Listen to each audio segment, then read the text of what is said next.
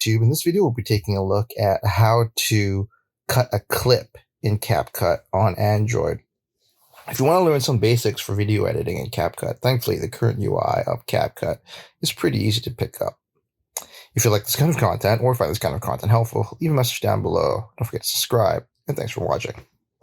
So right now we have a clip loaded in CapCut on Android in our timeline, and as you can see, we can scrub left and right on our timeline to go forward or backwards on the clip.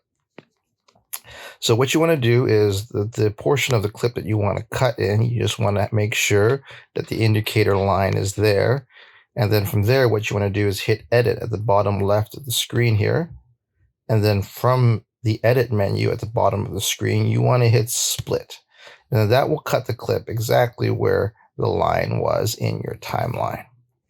And there you have it, everyone, just a quick clip on how to cut a clip in CapCut on Android. If you like this kind of content or find this kind of content helpful, leave a message down below. Don't forget to subscribe, and thanks for watching.